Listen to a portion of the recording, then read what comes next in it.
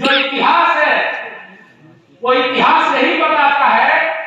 कि supreme court चाहे कोई भी देश से संबंधित महत्वपूर्ण मुद्दा हो, राजनीतिक, सामाजिक, आर्थिक, ऐसा कोई भी निर्णय नहीं दिया है जो सेंट्रल गवर्नमेंट के खिलाफ में गया हो। इसलिए एक बात मान लेना तय है, जरूरी है कि अगर सुप्रीम कोर्ट को भी हरकत में लाना है, जनहित में खड़ा करना है, तो हमें एकताबद्ध होकर के सड़कों पर उतरना होगा और अपनी आवाज को बुलंद करना होगा, तभी हमें कामयाबी मिल सकती है, अन्यथा कामयाबी को उम्मीद भी नहीं कर सकते हैं। साथियों, ये जो पैसा गया है वो घड़ियाल के मुंह में गया है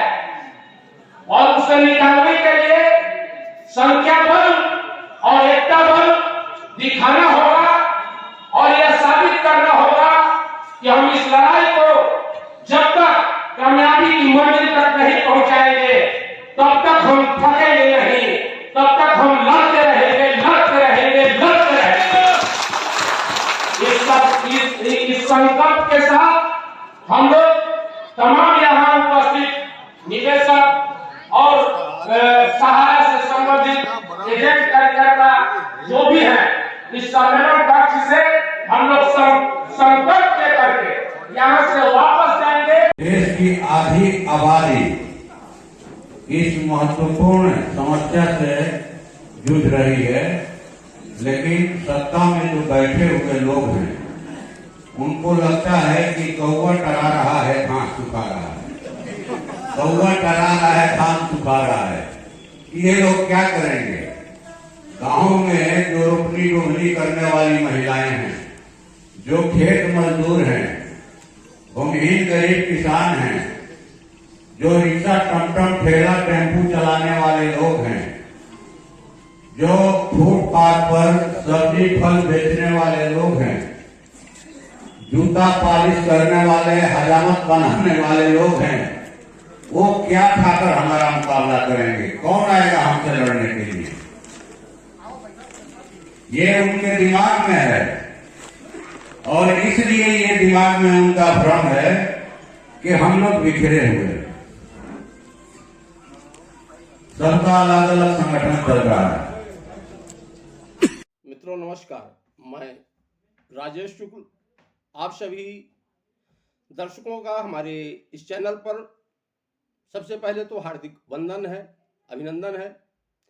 मित्रों, जैसा कि आप लोग क्लिप में ये देखें कि इस समय सहारा निवेशक अपने भुगतान को लेकर के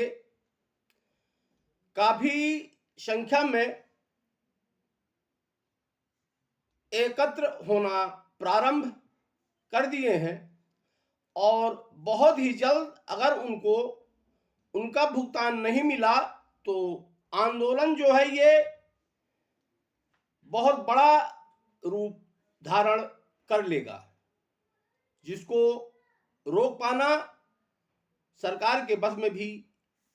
नहीं रहेगा। साथियों, जैसा कि आप लोगों ने बिहार पटना में ये देखे कि सांसद महोदय श्री सुदामा प्रसाद जी ने देश के केंद्र सरकार को आड़े हाथों लेते हुए उन्होंने ये कहा कि देश की आधी आबादी इस समय त्राही त्राही कर रही है अपने पैसों के अभाव में, क्योंकि सहारा समूह में जो पैसा लगा हुआ है वो